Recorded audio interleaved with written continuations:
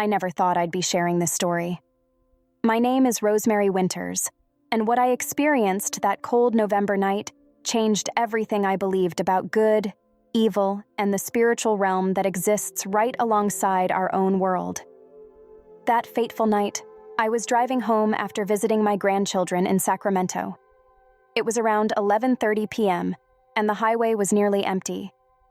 I'd just spent a wonderful evening watching my youngest grandson, Timothy, perform in his first school play.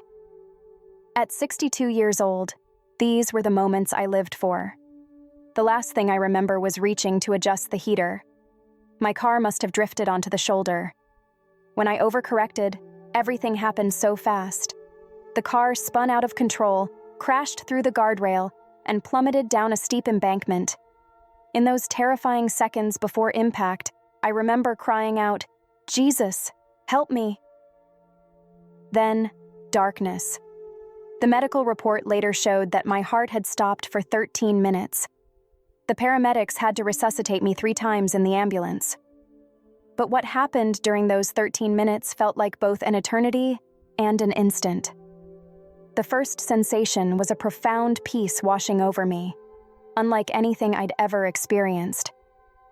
The pain, fear, and chaos of the accident vanished completely. I felt myself floating upward, away from my broken body below. As I rose higher, I became aware of a light that was brighter than anything I'd ever seen, yet it didn't hurt my eyes. It radiated pure love and warmth. What happened next defies earthly description, but I'll do my best to convey it. The light seemed to fold around me like a warm embrace, and suddenly I found myself in what I can only describe as the outskirts of heaven. The colors there. Oh, the colors. They weren't just things you saw with your eyes. Each color had depth, meaning, and even sound. Imagine seeing a shade of blue that makes you feel the very essence of peace, or a golden hue that rings with perfect joy. The ground beneath me wasn't solid like Earth's soil. It was more like standing on light that had somehow become firm enough to walk on. With each step, ripples of luminescence spread outward, creating harmonies that matched the movement. The air itself seemed alive with possibility and purpose. Then I noticed the flowers. If you can call them flowers. They were like our earthly blooms the way a masterpiece painting is like a child's crayon drawing. Each petal was intricate beyond imagination, containing patterns within patterns that shifted and changed as you looked at them. And they sang. Each flower gave off its own unique tone, all blending together in perfect harmony with the music that seemed to come from everywhere and nowhere at once. The music. How can I possibly describe the music? It wasn't just sound. It was pure worship made audible. Imagine the most beautiful symphony you've ever heard, combined with the most touching lyrics, multiplied by infinity, and you might begin to approach what I experienced. The harmony had layers upon layers, each one perfect, each one adding depth to the whole. Some notes were so high and pure they would have shattered earthly ears, while others were so deep they seemed to resonate with the foundations of creation itself. As I stood there, overwhelmed by the beauty around me, I became aware of movement in the distance. At first, I thought they were streams of light, but as they drew closer, I realized I was seeing angels, real angels, nothing like the paintings or statues we have on Earth. The angels were beings of pure light and purpose. Their forms weren't fixed like our physical bodies. They shifted and flowed, while somehow maintaining distinct identities. Some appeared with multiple faces, each one reflecting a different aspect of God's character. Others had wings that weren't just for flight. They seemed to be made of living energy, each feather containing what looked like galaxies of stars. What struck me most about the angels was their joy. They radiated a happiness so pure and complete that it made our earthly pleasures seem like mere shadows. Their movements created ripples in the very fabric of heaven, leaving trails of light and harmony in their wake. Some were carrying what looked like scrolls of living light, while others held what appeared to be instruments made of pure energy. I watched as two angels passed near me, deep in conversation. Their words weren't English or any earthly language. They spoke in what seemed like pure thought and light, yet somehow I could understand them. They were discussing what we might call physics, but it was physics on a level that made our most advanced theories seem like simple addition. They were talking about how God's love holds the universe together, about the mathematical beauty of His creation, about harmonies that exist between physical and spiritual laws. The angels noticed me watching them, and their joy seemed to increase even more. One of them, a being so bright I could barely look at it, approached me. Its presence was overwhelming, but not frightening. I felt love, acceptance, and a deep sense of kinship radiating from it. "Welcome, little sister," it communicated, not in words but in pure thought and feeling. "You are here earlier than expected, but it is good to see you beginning to perceive reality as it truly is." I wanted to ask so many questions, but before I could, another presence appeared, one that made even this glorious angel seem dim by comparison. Jesus Himself stood before me, and everything else faded into the background. His presence was overwhelming in a way that defies description. Imagine the most perfect love you've ever experienced. Multiply it by infinity, and you might begin to approach what I felt in that moment. His face shone brighter than 1,000 suns, yet I could look at it without being destroyed. His eyes held depths of wisdom and love that made me want to fall on my face in worship. "Rosemary," he said, and his voice resonated through every fiber of my being. It was like hearing your name spoken for the first time, as if he was speaking not just to me, but to the very essence of who I was created to be. "You've arrived earlier than expected," he continued, "but there's something crucial I need to show you before you return." The love in his eyes was matched by an intensity that told me what I was about to see was of utmost importance. With a gesture, he changed the scene around us. We were now in what I can only describe as the throne room of heaven itself. Words fail to capture the glory of that place. The throne wasn't just a seat of authority, it was the very center of reality. Light, love, and power poured from it in waves that sustained all of creation. The air was thick with worship, and I could see what looked like living creatures made of eyes and wings, constantly crying, "Holy, holy, holy is the Lord God Almighty." The floor was like a sea of glass mingled with fire, but it wasn't static. It moved and shifted, reflecting not just light but truth itself. Every step across it revealed new depths of God's character and nature. Above, what looked like a rainbow encircled the throne, but it wasn't just light split into colors. It was like seeing God's promises made visible, each hue representing a different aspect of His faithful character. Around the throne stood beings that made the angels I'd seen earlier look almost ordinary by comparison. These were the seraphim, the highest order of angels, their forms barely containable by my human perception. Each had 6 wings, 2 covering their faces in reverence, 2 covering their feet in humility, and 2 with which they flew. They were constantly in motion, their very existence a continuous act of worship. The cherubim were there too, different from the cute baby angels we often picture. These were mighty beings of power and authority, their forms shifting between different aspects of creation, faces of lions, oxen, eagles, and humans, all representing different aspects of God's character and creation. But even among these magnificent beings, one stood out. This angel was more glorious than all the others, his beauty beyond anything I could have imagined. This was Lucifer as he was meant to be, before pride corrupted his heart. His form seemed to be made of living gems, not just decorated with them, but composed of them. Emeralds, rubies, sapphires, and diamonds that weren't just stones, but seemed to be pure light crystallized into form. Each movement he made created cascades of color and harmony, that the other angels reflected and amplified. His wings were massive and seemed to contain entire universes within their span. But it wasn't just his appearance that was remarkable. He possessed a charisma that drew everything toward him, a presence that commanded attention without demanding it. When he sang, heaven itself seemed to vibrate in harmony with his voice. His worship was perfect, his understanding profound, his service complete. Jesus spoke softly, his words carrying infinite weight. Watch carefully, Rosemary. Few humans have ever seen what I'm about to show you. Understanding this will help you grasp the true nature of the battle being fought for every soul. I noticed that as Lucifer led the heavenly worship, there was something different about how he did it compared to the other angels. While they directed all attention and glory toward the throne, Lucifer seemed to be aware of his own role in the worship. It was subtle. So subtle that at first, I couldn't quite put my finger on what was different.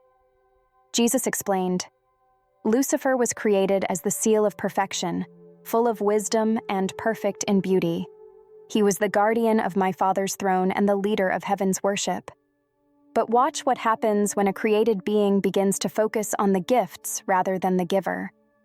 As we watched, I began to understand what Jesus meant. Lucifer's movements became ever so slightly more dramatic, his gestures more elaborate.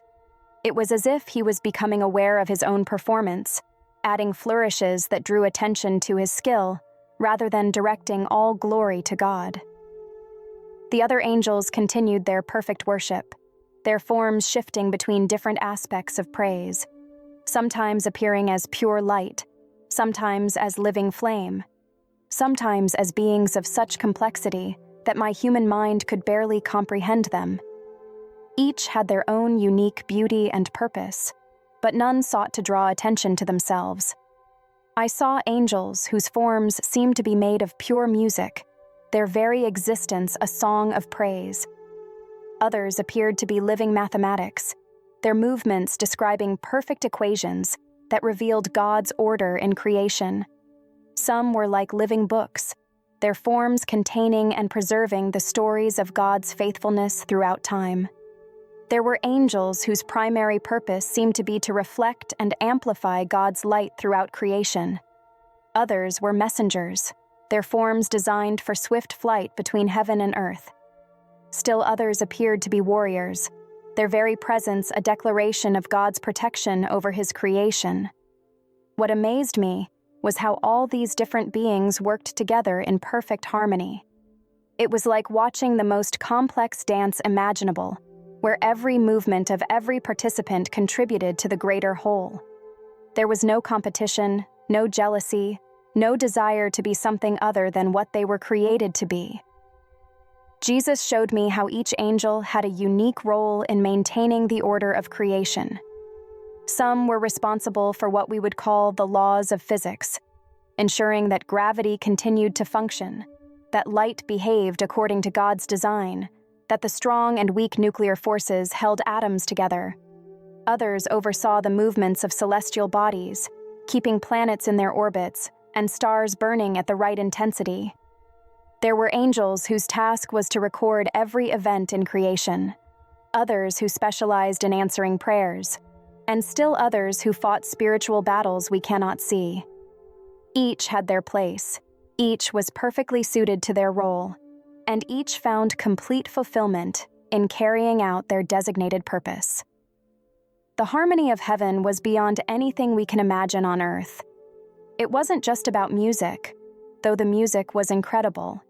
It was about perfect relationship, perfect purpose, perfect love. Every being knew their role and delighted in it, finding joy in contributing to the greater whole.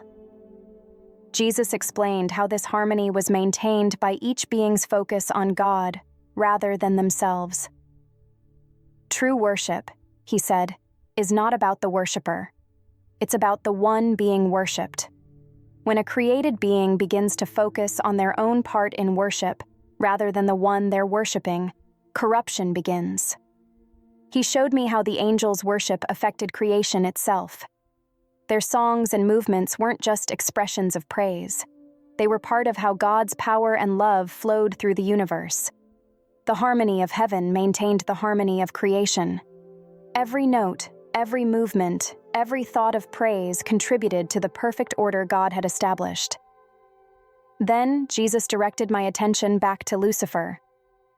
"Watch carefully," he said. "You're about to see how pride can corrupt even the most perfect created being." As Jesus and I continued to watch, he showed me how Lucifer's corruption began.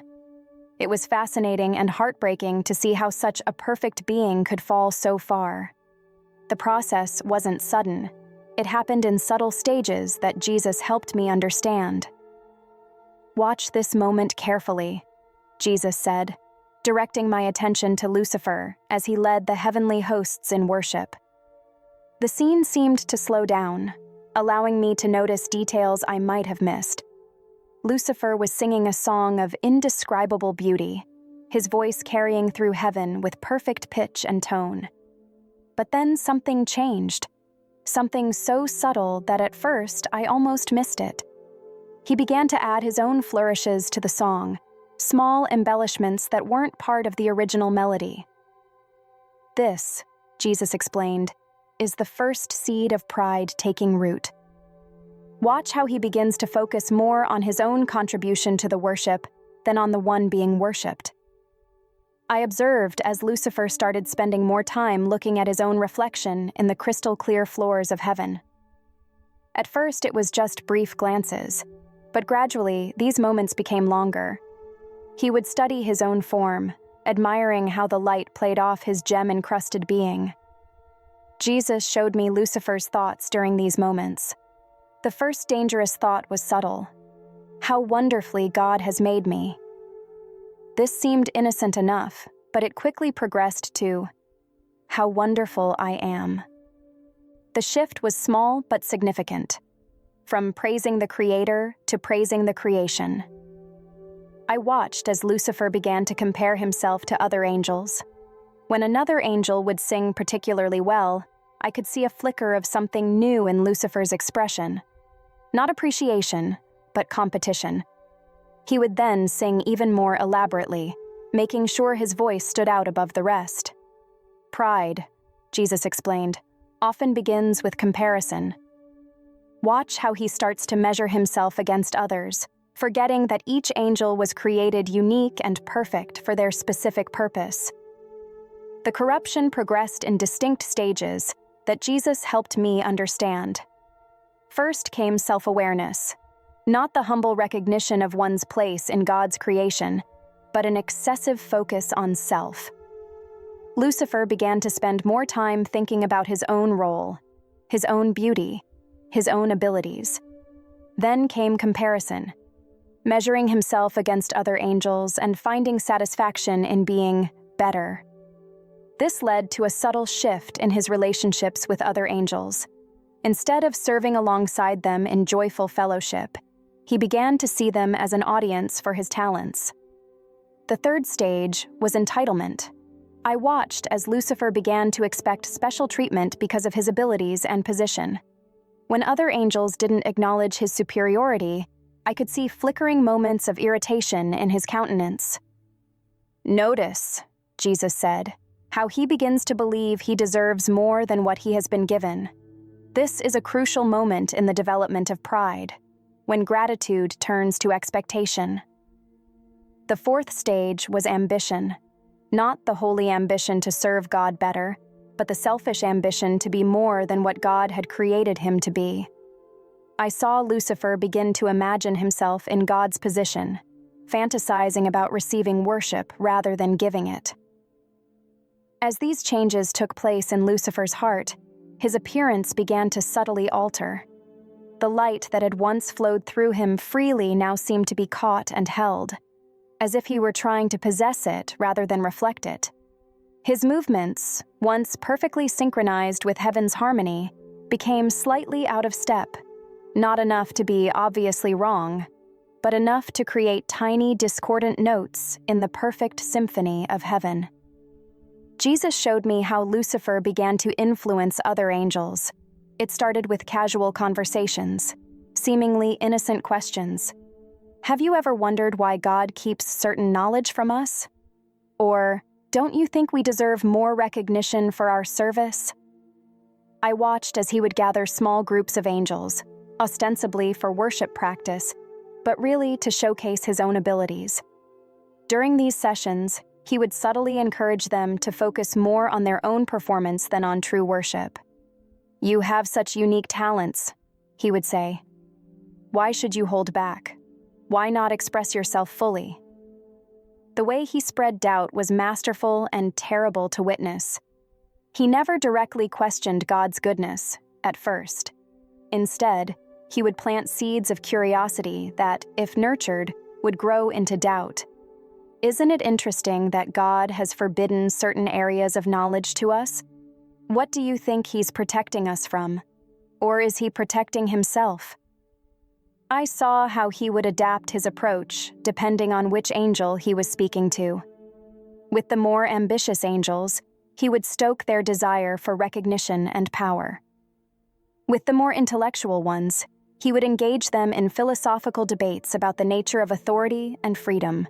With the more service-oriented angels, he would suggest that they were being taken for advantage. "Observe," Jesus said, "how he uses partial truths to make his deceptions more convincing. Every lie he tells contains a grain of truth, twisted to serve his purposes. The corruption spread like a subtle poison through heaven. Some angels recognized the danger immediately and withdrew from Lucifer's influence. Others were intrigued by his questions and began to spend more time in his presence, gradually adopting his way of thinking. I watched as Lucifer's rebellion took more concrete form. He began to organize his followers, establishing a hierarchy among them that mimicked but distorted heaven's natural order. He would reward those who showed particular loyalty to him with positions of authority, creating a shadow government within heaven itself. The changes in the angels who followed him were painful to watch. Their light began to dim, their movements became less graceful, their songs took on a harsh edge. But most didn't notice these changes because they happened so gradually. Like Lucifer, they began to believe that their growing dissatisfaction was a sign that they deserved more, not that they were losing something precious. Jesus showed me how Lucifer's pride led him to misinterpret everything around him. When God showed mercy to any being, Lucifer saw it as weakness. When God established boundaries, Lucifer saw it as restriction rather than protection. When God received worship, Lucifer saw it as God hoarding glory rather than blessing his creation through their worship. Pride, Jesus explained, doesn't just corrupt actions, it corrupts perception. Watch how Lucifer begins to see everything through the lens of his own desires. The moment of open rebellion, when it came, was both sudden and the culmination of a long process. I saw Lucifer gather his followers, now numbering a third of heaven's angels, for what appeared to be a grand worship service. But instead of leading them in praise to God, he began to speak of a new order in heaven. His speech was masterful, playing on all the doubts and desires he had carefully cultivated. Why should we bow to anyone? Are we not mighty beings in our own right? Has God not withheld from us what should rightfully be ours? We could be gods ourselves. The response among the angels was immediate and dramatic. Those who had remained faithful were horrified, while those who had bought into Lucifer's lies cheered. The division that had been growing quietly now became open and absolute. Then came the moment that changed everything. Lucifer, in all his corrupted beauty, approached God's throne. His voice, still magnificent but now twisted with pride, rang out through heaven. "I will ascend above the heights of the clouds. I will make myself like the Most High." The instant these words left his lips, everything changed. The light that had been dimming in him now began to actively corrupt, turning into something dark and terrible. His beauty became horrifying. His wisdom turned to cunning. His power became destructive rather than creative. War broke out in heaven. It wasn't a war with physical weapons as we know them, but something far more fundamental.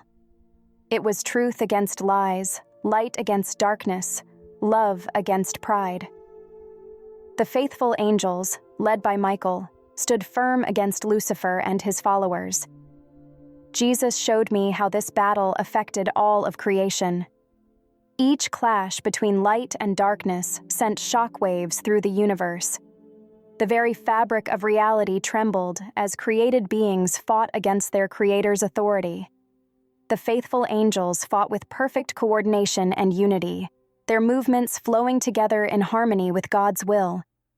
In contrast, Lucifer's forces fought with desperate intensity but lacked true unity, each one ultimately fighting for their own interests rather than a shared purpose. I saw Michael confront Lucifer directly. The clash between them was beyond my ability to fully comprehend, but I could see that while Michael fought with righteous authority, Lucifer fought with corrupted power. Michael's sword seemed to be made of pure truth, cutting through Lucifer's deceptions. The battle ended not with a prolonged struggle, but with a word from God himself. Lucifer and his followers were cast out of heaven, falling like lightning to the earth. Their forms, once so beautiful, became fully corrupted, reflecting the darkness they had chosen. Jesus showed me how this fall affected not just the rebellious angels, but all of creation. Death and decay entered the world. The perfect harmony of creation was disrupted. The earth, which had been meant to be a perfect extension of heaven's beauty, became a battleground between light and darkness. But watch carefully, Jesus said, because even in this tragedy, my Father's greater purpose was at work. He showed me how God would use even this rebellion to bring about a greater good, how humans, by choosing faith and love in the midst of a fallen world, could achieve something even the unfallen angels couldn't fully comprehend. The faithful angels who had resisted Lucifer's deception now took on new roles. Some became messengers between heaven and earth, others warriors protecting God's people, still others ministers of God's grace to humanity. I saw how the battle that began in heaven continues on earth in a different form. The same tactics Lucifer used to deceive the angels, pride, doubt, twisted truth, he now uses to deceive humans. But I also saw how God provides protection and guidance through his word and his spirit. Jesus explained that this is why humility is so crucial for spiritual life. Pride, he said, was the original sin that corrupted the most perfect created being. Humility is the virtue that protects against all others' sins. He showed me how Lucifer's fall serves as both a warning and a teaching tool. It warns us about the dangers of pride and self-focus, while teaching us the importance of remaining grateful and dependent on God. After showing me Lucifer's fall, Jesus turned to me with an expression of infinite compassion. "Now, Rosemary," he said, "let me show you how this ancient battle continues in your world today."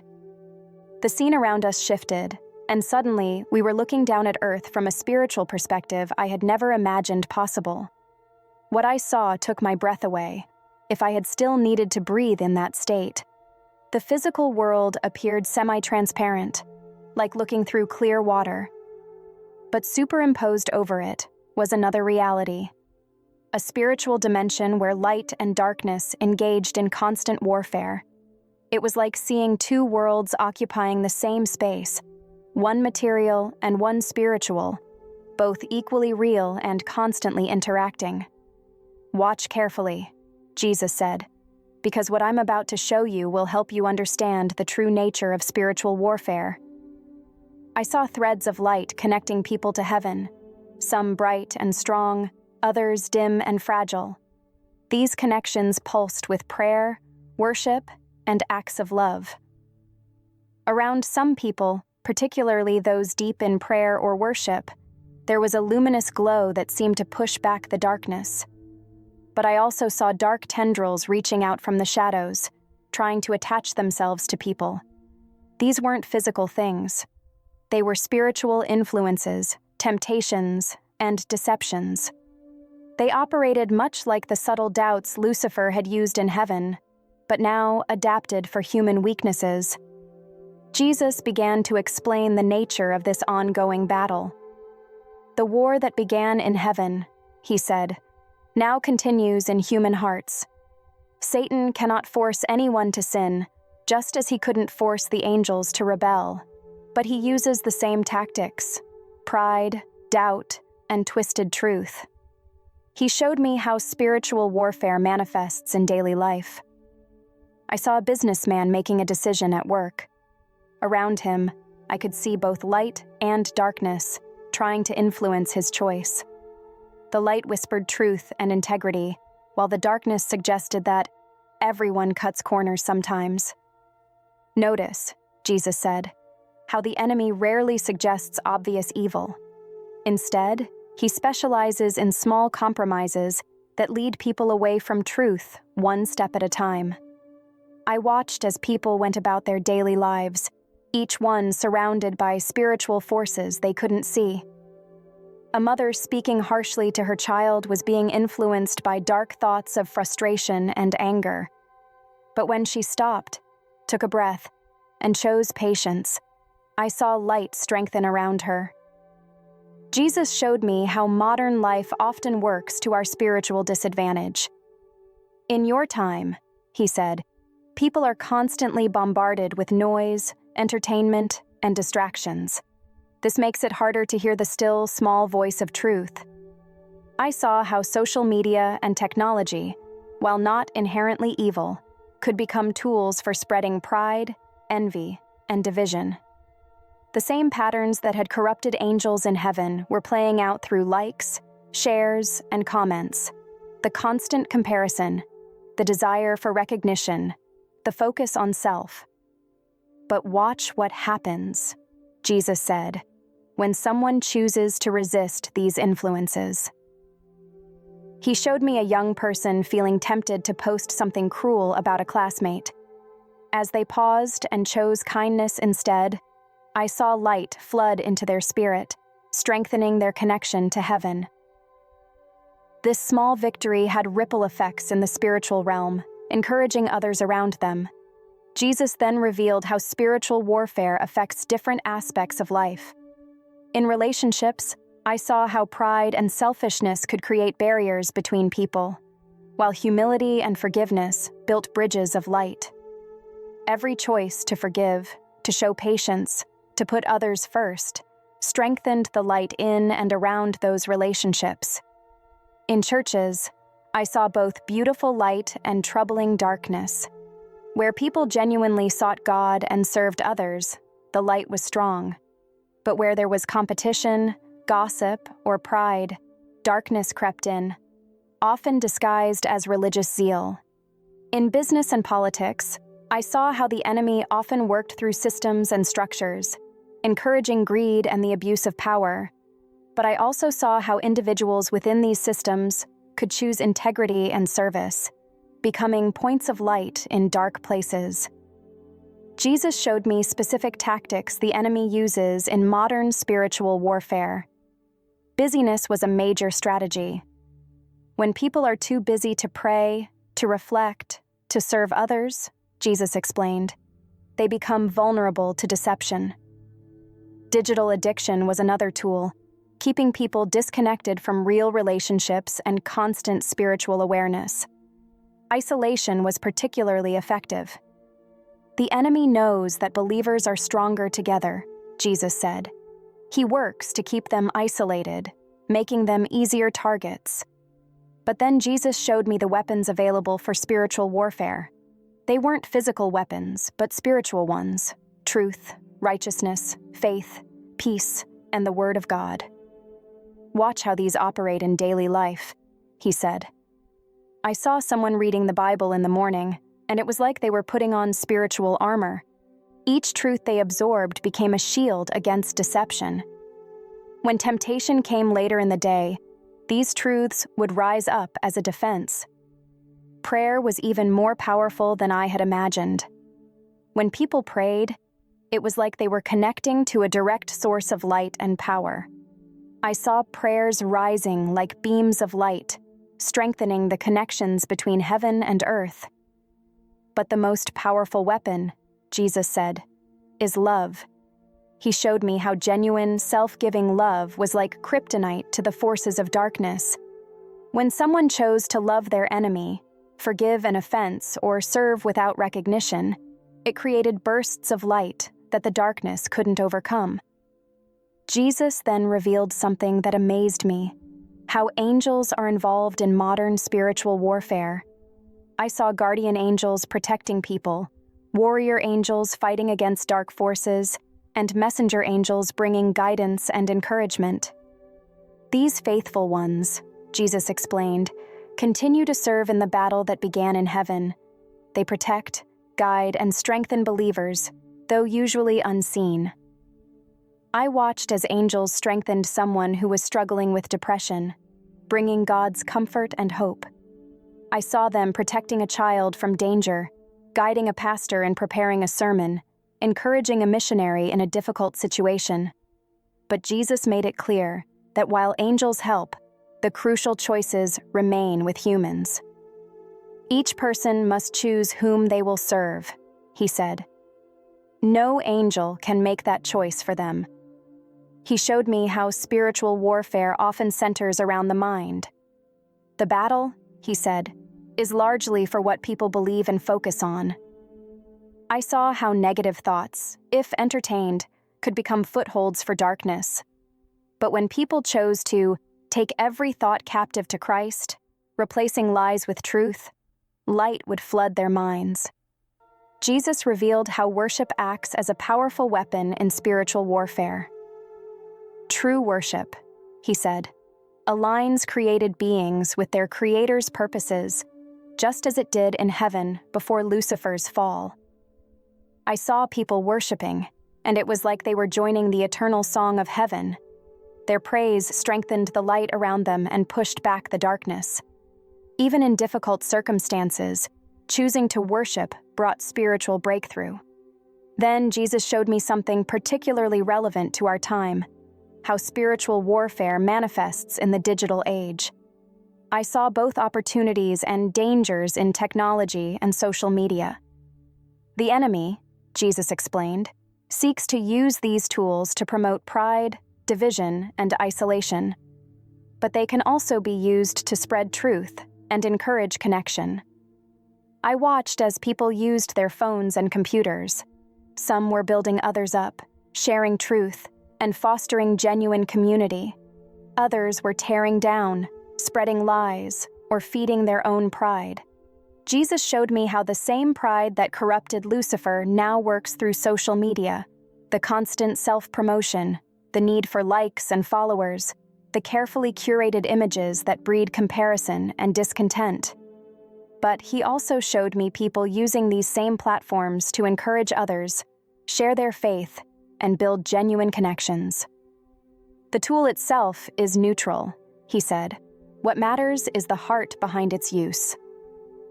I saw how spiritual warfare affects different generations uniquely.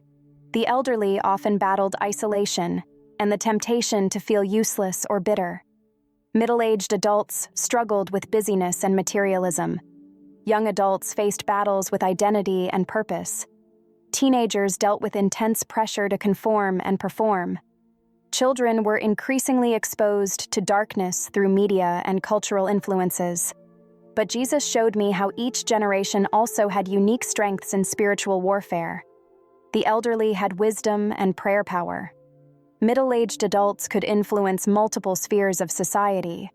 Young adults had energy and idealism for God's kingdom. Teenagers could be powerful witnesses to their peers. Children often had simple but strong faith. The key, Jesus said, is for all generations to work together, each contributing their strengths to the spiritual battle. He showed me how the enemy works to keep generations separated in churches and families, knowing that division weakens the overall spiritual impact. Then Jesus revealed something crucial about modern spiritual warfare: the importance of community. Just as Lucifer isolated angels to deceive them, he said, the enemy works to isolate believers today. I saw how genuine Christian community provides protection, encouragement, and accountability. When believers gathered in authentic fellowship, their individual lights combined to create a powerful spiritual influence. Jesus showed me specific battlegrounds in modern spiritual warfare: the mind, where thoughts and beliefs are formed; the heart, where emotions and desires reside; the will, where choices are made; relationships, where love is tested; time, how it's used or wasted; resources, how they're acquired and shared; influence, how it's used to help or harm. For each battleground, he showed me both the enemy's tactics and God's provision for victory. In the mind, the enemy planted doubts, while God provided truth. In the heart, the enemy stirred up fear, while God offered peace. In the will, the enemy pushed for compromise, while God gave strength to stand firm. In relationships, the enemy sowed division, while God enabled reconciliation. With time, the enemy promoted waste, while God taught stewardship. With resources, the enemy encouraged greed, while God inspired generosity. With influence, the enemy suggested manipulation, while God demonstrated servant leadership. Jesus showed me how each faithful angel had their own moment of decision when confronted with Lucifer's deception. Their responses varied, but all centered on one crucial truth. They recognized that their beauty and power were gifts from God, not grounds for pride. I watched as Michael, the great warrior angel, faced Lucifer's temptation. Lucifer appealed to Michael's strength and authority, suggesting that such a powerful being deserved more recognition. Michael's response was profound in its simplicity. "All my strength comes from God and returns to Him in service. What you offer is nothing compared to the joy of serving Him." Gabriel's encounter was different. Lucifer tried to tempt him with greater knowledge and influence, knowing Gabriel's role as heaven's chief messenger. But Gabriel's wisdom proved greater than Lucifer's cunning. "Every message I carry reveals God's character," he replied. "Why would I want to speak my own words when I have the privilege of speaking His?" Jesus showed me the different ranks and roles of the faithful angels, each one teaching unique lessons about service and devotion. The seraphim, those mighty beings closest to God's throne, demonstrated perfect worship. Their cry of, "Holy, holy, holy," wasn't just words. It was their entire being poured out in adoration. Despite their exalted position, they covered their faces with their wings, showing that even the highest created beings approach God with humility. "Notice," Jesus said, "how they never grow tired of worship. Each glimpse of God's glory reveals new wonders to praise." The cherubim, guardians of God's holiness, showed steadfast dedication to their purpose. After Lucifer's fall, they took on even greater responsibilities. I saw them guarding the way to the tree of life in Eden, their flaming swords representing both judgment and mercy, preventing access to eternal life in a fallen state while pointing to the future hope of restoration. The thrones, those magnificent beings who help administer God's government, demonstrated perfect justice tempered with mercy. They showed how authority should be exercised, not for self-promotion, but for maintaining the harmony of God's creation. I saw angels whose primary role was recording the deeds of men and the unfolding of God's plan. They kept the heavenly books with perfect accuracy, yet did so with tears of compassion for human failures and joy for every act of faith and love. There were angels dedicated to praising God through music, their songs containing harmonies impossible in our physical realm. What amazed me was how they found new aspects of God's character to praise even after eons of existence. Jesus showed me warrior angels, their armor gleaming with holy light. "These," he said, "fight not for glory but for love, love of God, and love of those they protect." I watched as guardian angels carried out their duties with incredible devotion. They didn't resent being assigned to protect humans, who were lower beings. Instead, They took joy in serving God by serving His beloved children. "Look at how they handle their duties," Jesus said. "I saw guardian angels protecting children from accidents, whispering warnings to avoid danger, and strengthening people in moments of temptation. They celebrated every small victory in the lives of those they protected." Jesus showed me how the faithful angels interact with humans in ways we rarely perceive. I saw them gathering prayers like precious incense, carrying them before God's throne. They added their own prayers to ours, their perfect understanding of God's will enhancing our imperfect petitions. I watched angels minister to people in grief, wrapping them in unseen wings of comfort. Though the people couldn't see their comforters, the peace they felt was real. "My faithful ones," Jesus explained, "often work through natural means, an encouraging thought, a timely phone call from a friend, a verse of scripture brought to mind at just the right moment." I saw angels rejoicing over every sinner who repented, every act of forgiveness, every choice for love over hate. Their joy wasn't diminished by the fact that humans couldn't see them celebrating. They took genuine delight in our spiritual growth. Jesus showed me how angels assist in spiritual warfare. Unlike action movies or popular imagery, their warfare wasn't primarily physical. They fought with truth against lies, light against darkness, love against hate. I watched as angels strengthened believers who were standing for truth in difficult situations. They didn't fight the battles for them, but provided the spiritual resources needed for victory.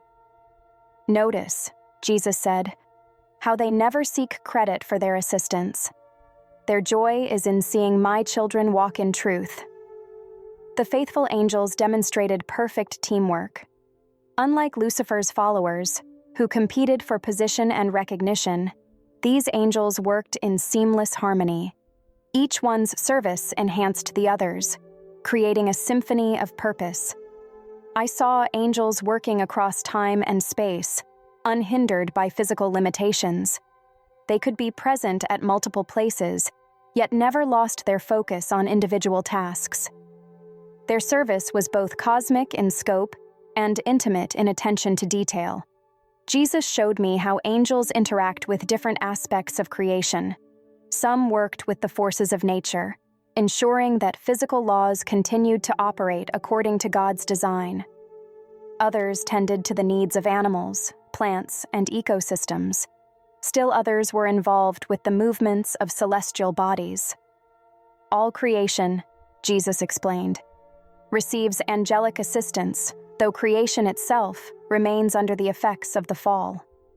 I saw angels weeping over the damage sin had done to God's perfect world, yet working tirelessly to preserve what was good and restore what was damaged, always within the bounds of God's plan. The faithful angels also played crucial roles in human history. Jesus showed me how they had appeared to prophets, guided kings, protected God's people, and delivered messages at pivotal moments. "They continue this work today," Jesus said, "though usually unseen." I watched as angels guided missionaries to specific people who were ready to hear the gospel. They protected Christians facing persecution. They strengthened those who were wavering in their faith. Jesus showed me how angels assist in worship. When humans praise God, angels join in, adding their perfect harmonies to our imperfect offerings.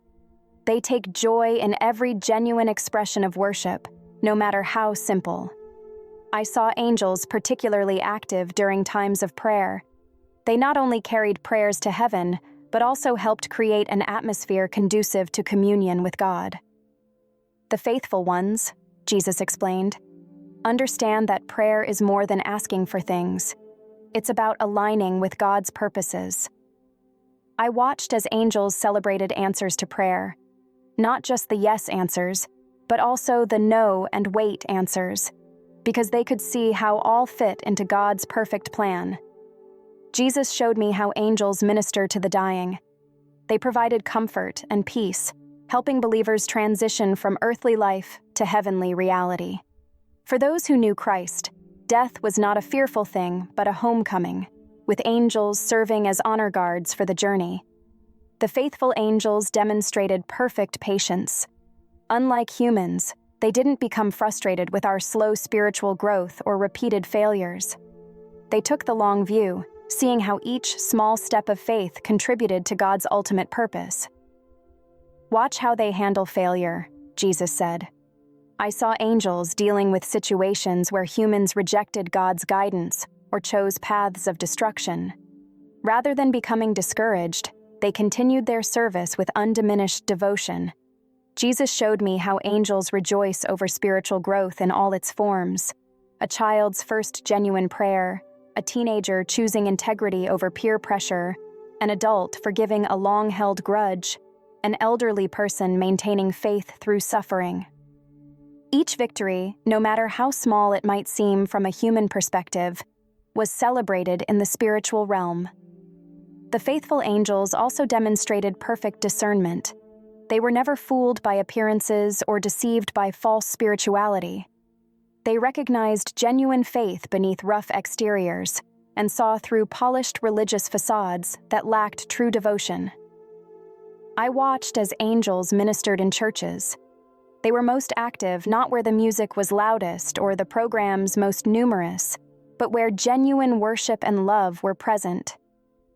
"My faithful ones," Jesus explained, "are drawn to authentic faith, not religious performance." Jesus showed me how knowledge of spiritual warfare should transform our daily choices. I watched as he revealed modern scenarios where the same patterns of pride and deception that corrupted Lucifer play out in subtle ways. "Notice," he said, "how pride often disguises itself as virtue." I saw a pastor building a megachurch, his initial passion for serving God gradually shifting to focus on attendance numbers and personal recognition. The pattern mirrored Lucifer's corruption, starting with genuine gift and calling, then subtly turning toward self-glorification. But Jesus also showed me the antidote. Another pastor, faced with similar success, remained humble by constantly redirecting praise to God and focusing on individual souls rather than statistics. His light grew brighter with each act of genuine service. Jesus revealed how social media has become a modern battleground. Watch how the enemy uses these tools to promote the same self-focus that led to Lucifer's fall. I saw people crafting perfect online personas, each like building their own miniature throne from which to receive worship. The parallel to Lucifer's desire for recognition was striking, but I also saw others using the same platforms to genuinely encourage, to share truth, to build real connections. "The tool itself is neutral," Jesus explained. "What matters is the heart behind its use." He showed me how modern technology can either isolate us from real relationships or be used to strengthen genuine community. I watched as people chose between using their phones to escape reality versus using them to coordinate acts of service and encourage others. Jesus revealed something profound about how spiritual warfare affects our daily lives. Let me share what he showed me. In our families, I saw the enemy using the same tricks he used in heaven. He targets family relationships, turning small hurts into deep wounds. Yet there's hope. When family members choose forgiveness and humble love, their homes become like bright lights in a dark world. In workplaces, I saw how the corporate world can feed prideful ambition, much like Lucifer's desire for promotion. But something beautiful happens when people choose to be honest and serve others instead of promoting themselves. Their choices create spaces where God's presence transforms the whole workplace culture. In churches, Jesus showed me how spiritual pride can corrupt even holy things. He said, "Just as Lucifer turned worship into performance, many people turn faith into a religious show." But then he showed me real communities where humble worship and genuine love create strong barriers against darkness. In our personal lives, we face daily choices between pride and humility.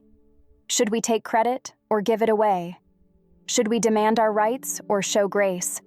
Should we promote ourselves or serve others? Each choice either strengthens or weakens our spiritual armor. Then Jesus showed me practical ways to use these truths in our lives. He talked about morning prayer and meditation.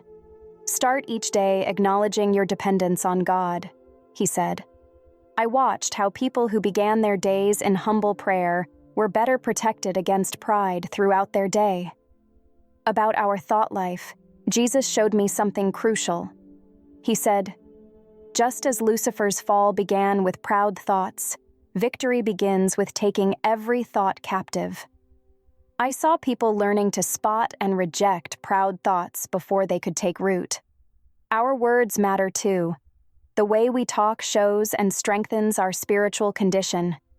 I watched people learn to stop promoting themselves and start using words that built others up and gave glory to God. Jesus had wisdom about handling success. Success, he said, often tests us more than failure. I saw how people who received praise could either let it feed their pride or use it to glorify God. When it comes to criticism, Jesus showed me something important. How we respond to criticism reveals our spiritual health. Those who got defensive missed chances to grow, while those who humbly accepted correction grew stronger. Service plays a special role.